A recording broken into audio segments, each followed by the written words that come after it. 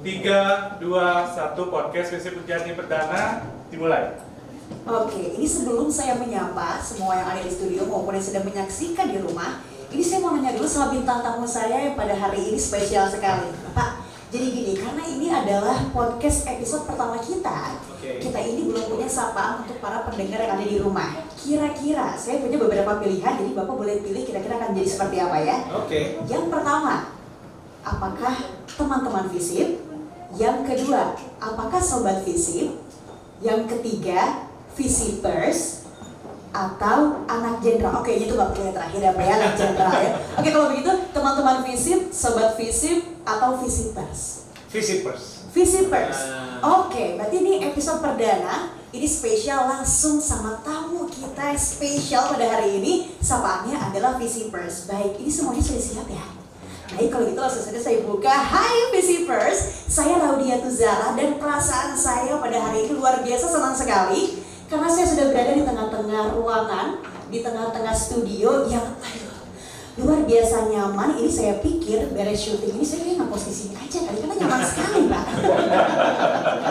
Dan di episode pertama ini Raudia Tuzara spesial punya teman ngobrol, yang mana teman ngobrol Raudia Tuzara ini adalah orang nomor 1 di Universitas Jenderal Ahmad Yani. Kalau gitu langsung saja kita sapa. Halo Bapak, selamat datang Bapak Profesor Hikmahanto Juwana.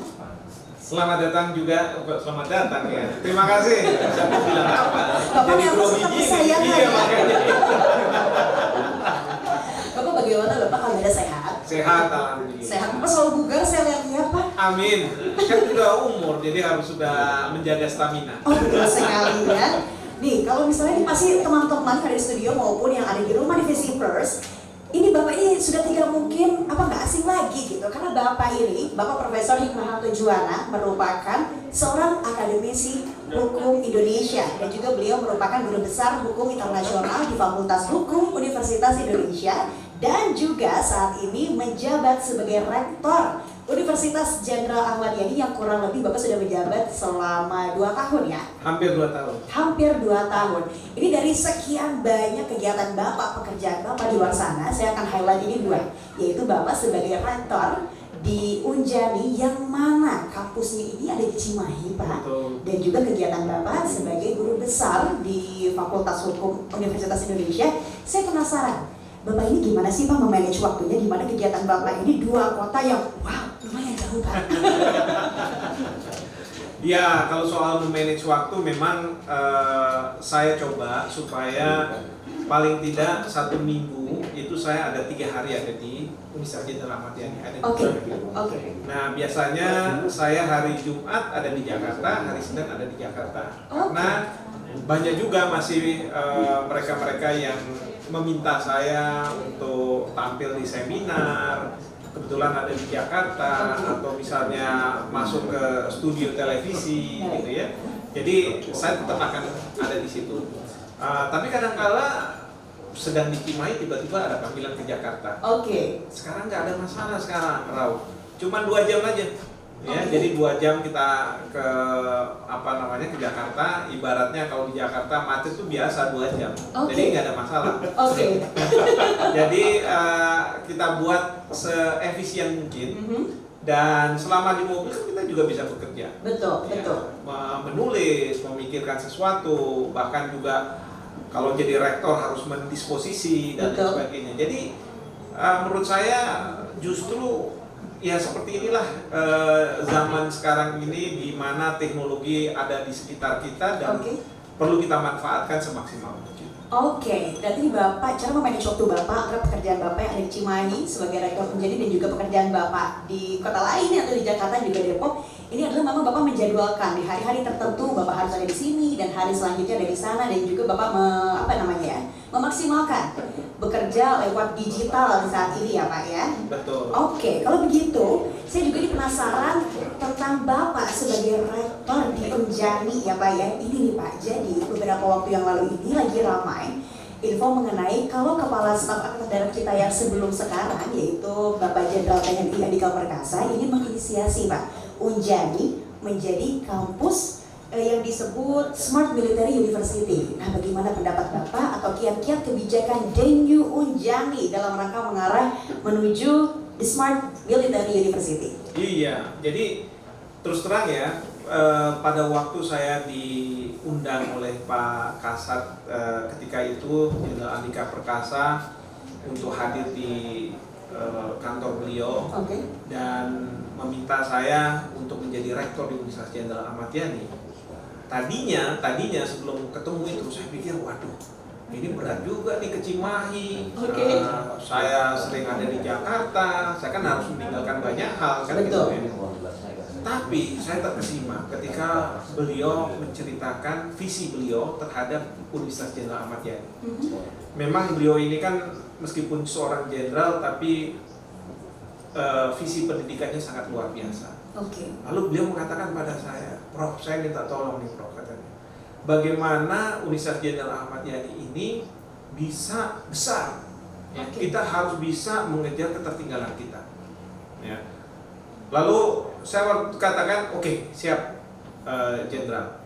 Nah, cuman Pak Andika ketika itu mengatakan pada saya tapi minta ya 2 minggu lagi buat assessment bagaimana supaya Universitas Jenderal Ahmad Yani ini bisa besar. Ya. Lalu saya berikan assessment, saya katakan banyak gedung-gedung ini tidak seberuntung seperti gedungnya FISIP nih. Yang mana gedungnya luar biasa estetik ya Pak? Iya, estetik, baru dan sangat ya nyaman sekali. Betul. Ya. Saya katakan ada permasalahan di gedung-gedung. Kedua, masalah ICT. Seperti sekarang ini kan di FISIP sangat luar biasa nih ICT-nya sampai buat podcast seperti sekarang ini ya. Lalu kemudian yang ketiga, mungkin dari sisi dosennya banyak sekali masih jabatan fungsionalnya itu asisten ahli. Ya. Nah, kalau misalnya kita mau merubah Universitas Jenderal Ahmad Yani menjadi universitas yang bisa mengejar ketertinggalan kita dengan universitas yang sudah mapan ya, baik di dalam negeri maupun di luar negeri, maka banyak hal yang harus dilakukan. Lalu beliau mengatakan, oke, kita akan lakukan itu semua. Sampai beliau mengatakan kita investasi besar, yaitu membangun berbagai fasilitas yang ada di lingkungan Universitas Jenderal Ahmad Yani. Dan sekarang kita lihat ini. Sekarang kalau misalnya teman-teman saya dari Jakarta mau ke Bandung, selalu lihat itu gedung biru apa itu? Betul sekali, semakin terlihat nih Pak Unjani dari jalan tol kelihatan ya Pak ya? Betul sekali. Dan biayanya nggak kecil ini, 1,5 triliun. 1,5 triliun. Jadi Yayasan Kartika Eka Paksi harus mengeluarkan itu, tetapi bukan kemudian Yayasan Kartika Eka Paksi yang mengeluarkan. Saya sebagai rektor juga punya tanggung jawab, ya, karena apa? Kita ini kan universitas yang tentu mendasarkan pada biaya dari mahasiswa, ya, bayar SPP dan lain sebagainya. Nah, saya harus berpikir selain dari SPP harus dari mana lagi. Nah, ini yang kita harus maksimalkan. Nah, jadi saya melihat Pak Kasat ketika itu punya visi yang sangat luar biasa, dan kemudian saya katakan, ya sudah, saya berani, saya mau mengambil tantangan ini. Ya, saya kepingin Universitas Jenderal Ahmad Yani ini bisa betul-betul mengejar ketertinggalan kita, ya, menyaingi tidak hanya perguruan tinggi swasta di Indonesia, tapi perguruan tinggi negeri yang sudah mapan. Dan saya ingin mahasiswa kita punya karakter yang berbeda dengan mahasiswa dari universitas lain, yaitu mereplikasi apa yang ada di dalam prajurit TNI Angkatan Darat. Sebentar Pak, sebelum kita lanjut, apa Bapak tidak kering dari tadi Pak? Kita minum dulu kali ya? Minumnya mana ini? Luar biasa. Ada. Mohon maaf Mas, Siap kalah. kok harus dikasih cuma 1? Siap kalah. Saya nggak sabar, namanya baik, terima kasih. Senyumnya dulu dong. Manis sekali. Terima kasih Mas ya. Iya. Bapak silakan diminum. Boleh ya? Mantap. Saya mau minum banyak kelihatan malu. Apa boleh dilanjut lagi Pak? Ya, jadi saya katakan prajurit TNI Angkatan Darat itu seperti apa sih? Saya bilang ada 3 hal. Pertama, disiplin. Kedua, mereka orang-orang yang sangat loyal. Loyal bukan sekedar pada atasan, tetapi pada keputusan, apapun keputusan demi kebaikan negara, kebaikan institusi, itu mereka akan loyal. Dan yang ketiga adalah mereka santun. saya katakan kepada para mahasiswa di Universitas Jenderal Ahmad Yani, kalau Anda punya 3 karakter ini, insya Allah Anda belajar apapun di Universitas Jenderal Ahmad Yani ini akan diterima di luar sana. Sebagai ya macam-macam lah. Nah, karena kita punya 3 karakteristik ini. Nah, jadi inilah yang menjadi pembeda. Bahkan saya katakan kepada jajaran pimpinan, saya ingin para mahasiswa baru kita itu mengikuti pendidikan kedisiplinan. Nah, kan kita di lingkungan sini banyak nih pusat-pusat pendidikan TNI Angkatan Darat. Jadi tahun ini kita akan memulai, bukan tahun ini, tahun depan. Sudah lagi beberapa hari lagi tahun depan. Tahun depan kita akan memulai pendidikan kedisiplinan bagi para mahasiswa kita. Walaupun cuma 3 hari lah sementara ini ya. Tetapi saya ingin melihat ya bagaimana para mahasiswa kita meskipun mereka belajar ilmu kedokteran, ilmu pemerintahan, ilmu hukum, apapun itu, tetapi mereka punya karakter tadi, disiplin, loyal, dan juga santun. Nah. Berarti ini ada ketika misalnya kita berencana nih Pak ya untuk menjadi Smart Military University, ini merupakan tantangan baru buat Bapak. Yang kemudian juga kita punya 3 karakteristik utama, yaitu tadi disiplin, santun, dan juga loyal. Itu kunci utamanya ya Pak ya. Nah lalu bagaimana nih Pak dengan strategi meningkatkan kualitas Unjani, baik peningkatan akreditasi, kemudian juga ranking, peningkatan Unjani dan lain sebagainya Pak? Ya, itu yang sekarang ini kita sedang gencar lakukan. Saya minta kepada para dekan ya yang membawahi program-program studi untuk bagaimana caranya program studi kita bisa mendapatkan akreditasi A, bahkan unggul. Alhamdulillah. Sebelum saya masuk, kalau saya tidak salah, kita ada berapa ya? Ada satu akreditasi A. Nah, alhamdulillah sekarang sudah tambah 3 lagi, jadi 4. Jadi 4 yang sudah A. Itu bukan karena saya, tetapi karena para dekan yang betul-betul memacu para ketua-ketua prodi, sekretaris prodi, dan para dosen mahasiswa untuk mereka bisa dapat A. Dan Stikes sekarang sudah menjadi Fakultas Ilmu Kesehatan, Teknologi Kesehatan, Fakultas Ilmu Teknologi Kesehatan dan Teknologi Kesehatan. Stikes itu D3 kebidanan, ya, itu dapat nilai unggul. Jadi itu di atas A. Nah, ini sesuatu yang sangat luar biasa. Ya, lalu yang kedua, saya bilang jabatan fungsional ini harus naik ini. Ya, jadi dari asisten ahli ke lektor kepala. Jadi para dosen harus melakukan penelitian, pengajaran, pengabdian pada masyarakat. Kita akan dukung untuk melakukan itu. Nah, yang berikutnya adalah program magister. Karena kita sebelum saya masuk, kita hanya punya program magister satu saja, magister ilmu pemerintahan. Lalu saya katakan kepada para dekan, saya minta kita harus punya paling tidak di satu fakultas harus ada 1 magister. Alhamdulillah sekarang kita sudah punya berapa ya? 6 magister. Ada magister manajemen, magister kimia, magister hubungan internasional, ya. Lalu kemudian juga magister teknik sipil. Jadi alhamdulillah, ya. Dan insya Allah tahun depan beberapa hari lagi. Kita punya program doktor ilmu pemerintahan. Jadi sempurna sudah kalau misalnya sebagai seorang dokter. Luar biasa ya Pak ya. Berarti ini sejauh ini memang setiap waktunya akan selalu ada peningkatan dari Unjani itu sendiri, yaitu antara lain adalah bertambahnya program magister yang ada di sini dan lain sebagainya ya Pak ya. Jadi kalau misalnya ngomongin soal Unjani yang ternyata banyak sekali jumlah fakultasnya, kampusnya aja Pak, ada di Cimahi sama ada yang di Tindak Bandung, betul ya Pak ya. Ini kita bahas di Cimahi aja udah banyak banget. Nah, yang pengen saya korek-korek yang pastinya visi Pak, karena kita ada di podcast Visi Unjani. Nah, ini kalau misalnya yang ada di Visi, bagaimana nih Pak tanggapan Bapak? Ini katanya Pak, kalau Visi Unjani ini punya image di mana Visi Unjani merupakan kelas TNI AD, katanya begitu. Karena ternyata tidak sedikit nih Pak mahasiswa dari Visi Unjani yang ternyata juga anggota TNI Pak. Nah, kalau kita pendapat Bapak bagaimana, dan juga rencana tadi sudah Bapak bilang ini pendirian program doktor di tahun 2022 mendatang. Ya. Jadi begini, jangan kita pernah lupakan sejarah. Oke. Ya. sejarah dari Universitas Jenderal Ahmad Yani ini berasal dari TNI Angkatan Darat. Oke. Jadi TNI Angkatan Darat ketika itu punya Yayasan Kartika Eka Paksi, dan Yayasan Kartika Eka Paksi ingin memberikan kesejahteraan bagi para anggota TNI Angkatan Darat. Sehingga TNI Angkatan Darat memikirkan putra-putri dari para prajurit kita. Ya, jangan sampai mereka tidak mendapatkan pendidikan yang baik. Ya, sementara bapaknya berjibaku berperang untuk membela Negara Kesatuan Republik Indonesia. Oke.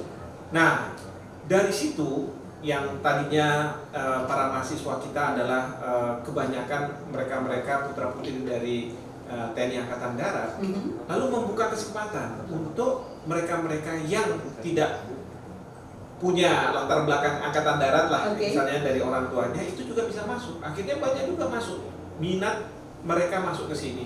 Itu sangat luar biasa. Nah, lalu kemudian ketika saya diminta oleh Jenderal Andika Perkasa untuk memimpin Universitas Jenderal Ahmad Yani, beliau mengatakan, Mas, Pak Rektor, itu tolong para mahasiswa kita kalau bisa memanfaatkan unit-unit yang ada di Angkatan Darat.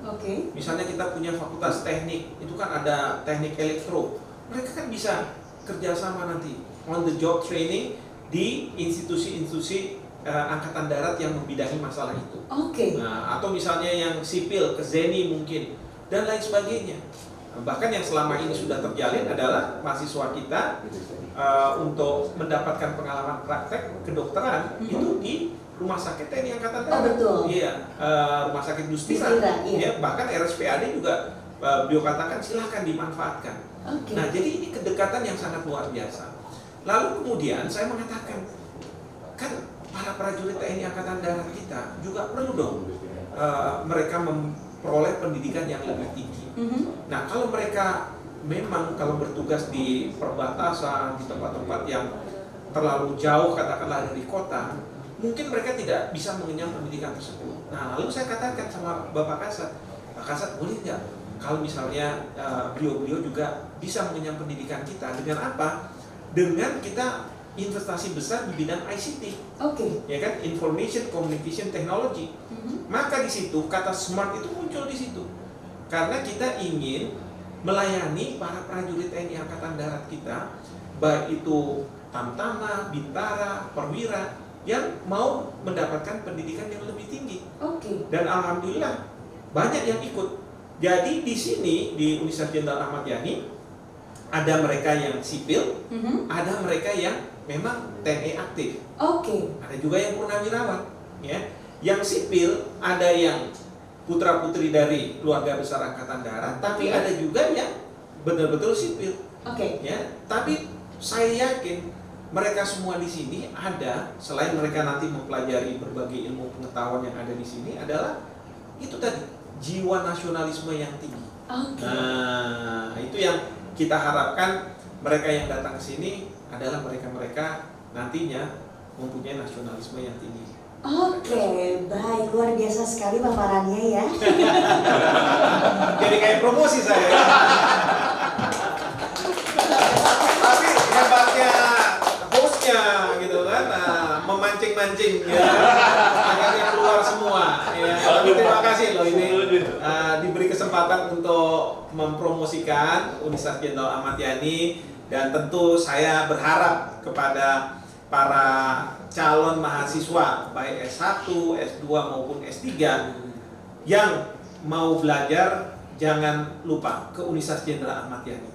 Dan yang pasti kami ini menjalankan Smart Military University, artinya apa? Kita melakukannya secara hybrid. Jadi kuliah bisa di Cimahi, tetapi bisa juga di tempat masing-masing. Ya, jadi itu kita buka. Tetapi ya tentu kalau misalnya kayak kedokteran atau teknik itu ya yang harus pakai ada laboratorium rumah sakit, tentu nggak bisa ya.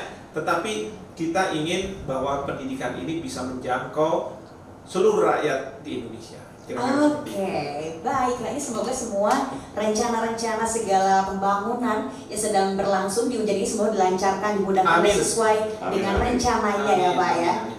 Nah ini Pak, ada obrolan lagi seputar fisik nih Pak. Kalau seperti yang kita tahu, ini ada program studi ilmu hukum yang ternyata di Unjani ini masih dalam Fakultas Ilmu Sosial dan juga Ilmu Politik nih Pak.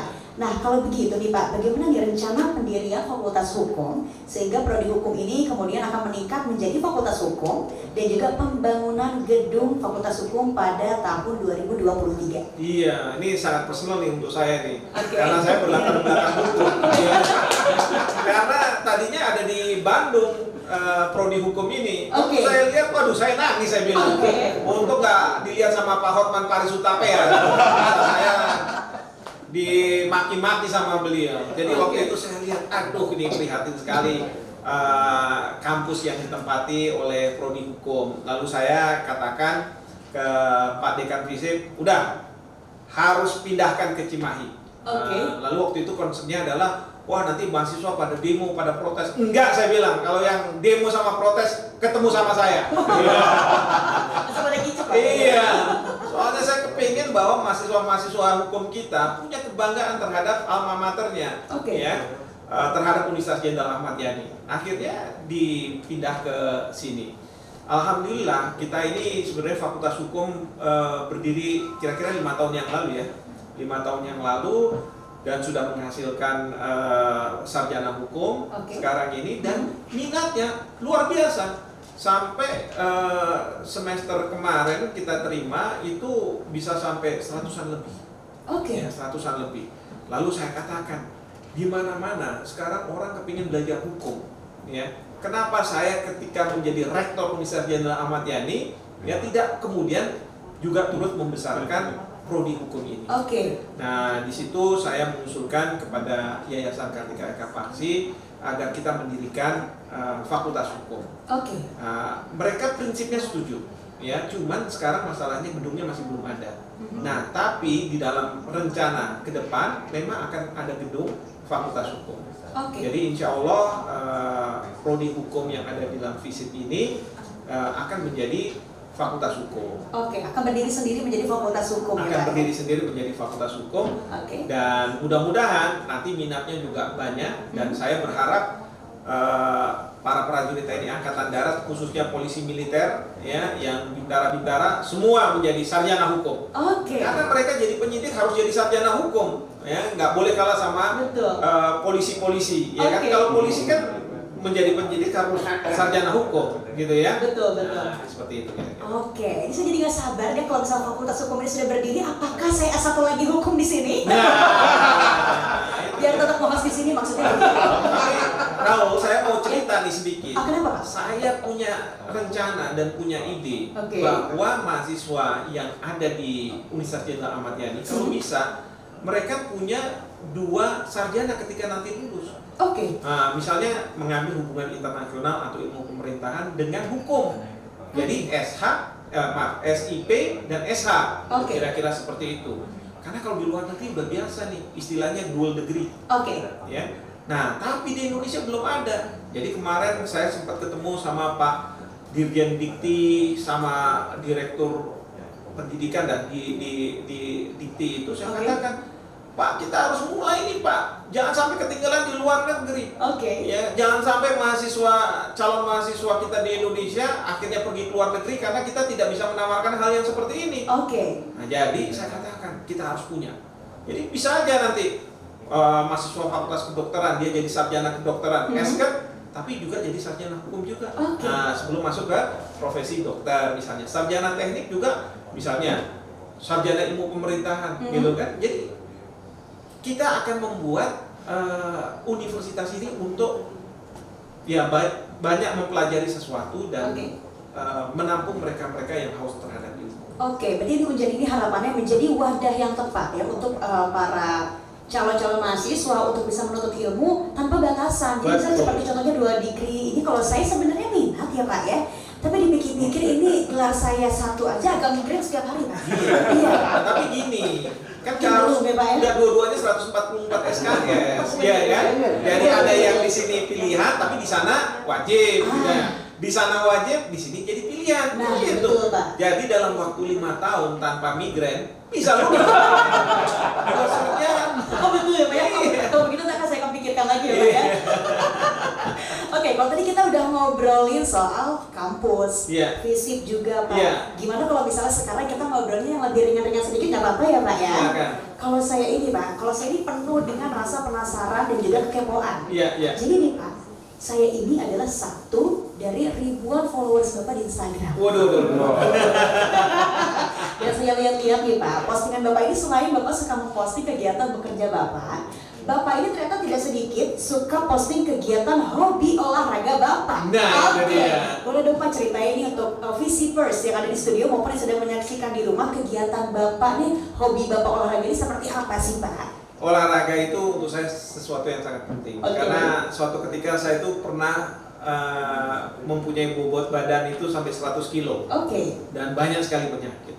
Nah, setelah itu saya insaf. Oke. Jadi saya berolahraga untuk memastikan bahwa saya bisa sehat. Mhm. Itu yang nomor satu. Dan saya kebetulan karena dari ibu saya ada diabetes, saya dibilang sama dokter, pilihannya cuma dua, obat atau olahraga. Ya saya Oke. bilang olahraga lah. Ya Betul. kan? Kalau obat nanti kemana-mana. Kalau olahraga, selain kita sehat, ya mungkin badan penampilan kita juga bagus juga kan gitu Betul, ya, Pak. dan lebih muda kelihatannya gitu. Betul. Nah oleh karena itu sekarang olahraga sudah menjadi habit untuk saya. Hampir tiap hari saya olahraga. Oke. Nah lalu saya posting itu di Instagram sebenarnya untuk menginspirasi banyak orang bahwa Oke. olahraga itu penting, gitu Oke. ya. Jadi saya juga senang juga. Lalu saya posting daripada apa yang saya posting gitu. selain olahraga ini. Jadi itulah ceritanya kenapa saya bergiat dengan olahraga. Oke. Nah kalau Niki Mahi ini kadang-kadang olahraganya agak gila sedikit. Oke. Karena dekan fakultas kedokteran itu suka mengajar saya naik sepeda, tapi nanjak ke atas gitu kan. Oke. Nah itu capeknya minta ampun. Tapi ya itu ditarget terus, harus bisa Pak Rektor. Nah, Oke. jadi akhirnya kita ikuti aja pokoknya. Alhamdulillah lulus terus gitu ya tanpa remedial. Oke, tanpa remedial ya Pak ya. Ini kalau saya lihat-lihat nih Pak kegiatan Bapak bersepeda iya, nge-gym iya, dan Bapak jangan salah, saya juga followers TikTok Bapak. Oh iya. Ternyata Bapak Rektor ini mungkin terlihatnya garang gitu, Bapak suka TikTokan juga ternyata. Ya kan Pak, kegiatannya kalau nggak main sama cucu, Iya. biasa olahraga, betul ya Iya, Pak ya? betul. Coba dari semua kegiatan olahraga, satu favorit Bapak olahraga apa? Kalau olahraga saya sih sebenarnya apa ya? Banyak sebenarnya olahraga. Satu deh Pak, favorit aja. Kalau Susah kalau misalnya misalnya nih, bilang Bapak favorit. dikasih waktu 1 jam, pilih olahraga favorit Bapak ngambil apa? Yang pasti nge-gym lah. Yang pasti nge-gym. Ya, Wih. nge-gym. Ya, nge-gym. Oke. Walaupun nggak seperti Pak Panglima sekarang kan, kalau beliau Oke. nge-gym udah lama sekali gitu. Oke. Oh, Tapi nge-gym satu ya. hal ya, kalau misalnya soal TikTok tadi ya, Mhm. kenapa saya TikTokan gitu kan? Oke. Nah, karena saya mikir, saya ini rektor dan saya harus menggait calon-calon mahasiswa yang masih muda. Oke. Nah, gimana caranya supaya memasarkan itu? Kan gitu ya? Betul. Nah, saya pikir, sudahlah saya ikut TikTok-TikTokan seperti Benar, anak muda, benar. ya kan? Supaya mereka nanti ketik-ketik nama saya, loh kok ada TikToknya juga? Nah, akhirnya tertarik masuk Universitas Jenderal Ahmad Yani. Oke, ini saya pantau Pak, saya lihat di salah satu postingan Bapak ada yang komen begini Pak. Kalau dosennya sebugar ini, mahasiswanya susah fokus, katanya gitu. Wah, Coba ya kalau gitu, ini karena Bapak suka TikTok kan, Bapak mau nggak bikin TikTok sama saya Pak? Saya pengen deh Pak masuk ke TikTok Bapak pernah FYP di saya pengen FYP juga Pak, kayak ikut-ikut eksis gitu loh. Oh, gitu, Pak? boleh. Oke, boleh. Kita TikTokan ya Pak ya? Oke. Kira-kira TikTok apa, ada ide nggak ya? Kira-kira bikin TikTok apa? Breakdance. wah, Mungkin Bapak semangat, kalau saya nggak pusing. Oke, mungkin nanti kita akan bikin TikToknya, dan Oke. bakal kita upload. Jadi mungkin untuk visipers yang nonton bisa lihat nanti langsung di TikToknya dengan ID apa Pak? dengan ID Hikmahanto Juwana. Oke, bisa langsung di follow. Bapak ini sangat Iya. menginspirasi semua postingannya ya. Kalau gitu Bapak, ini pertanyaan terakhir. Ya. Kira-kira nih Pak, harapan Bapak, pesan-pesan Bapak untuk para mahasiswa maupun generasi muda saat ini seperti apa Pak? Ya, yang pasti begini. Saya berharap bahwa para generasi muda itu menjadi pengganti dari kita-kita yang sudah senior ini. Oke. Ya, untuk membesarkan nama Indonesia. Ya, saya seringkali kalau misalnya podcast anak muda umur 16 tahun kontak saya, boleh nggak Prof? Boleh saya bilang. Oke. Ada kegiatan event-event tertentu, saya diminta jadi juri atau saya jadi pembicara, bersedia nggak? Bersedia. Kenapa? Karena saya ingin berinvestasi kepada generasi muda. Saya percaya mereka yang akan membuat Indonesia menjadi hebat. Oleh karena itu, saya katakan pada mereka, saya bersedia. Tapi syaratnya, kamu harus menjadikan Indonesia hebat. Nah, kira-kira. Luar biasa pesannya. Kalau gitu, Bapak terima kasih banyak sudah Sama-sama. menjadi teman ngobrol Raudia pada hari ini. Pokoknya semoga nanti di episode kedepannya kita bisa ketemu lagi ya, ngobrol-ngobrol Amin. bareng ya Pak ya. Iya. Baiklah kalau begitu Visipers, akhirnya episode pertama ini sudah selesai. Terima kasih. Sanjung dikasih tepuk tangan ya. Kalau gitu jangan lupa untuk subscribe. Wow, kisah kayak gitu kan ya. Jadi deg-degan. Jangan lupa untuk di subscribe, di share, di komen juga. Karena jangan lupa nanti bakal ada episode selanjutnya dari podcast Visip Unjadi. Kalau begitu sampai jumpa lagi. Bye-bye. Bye.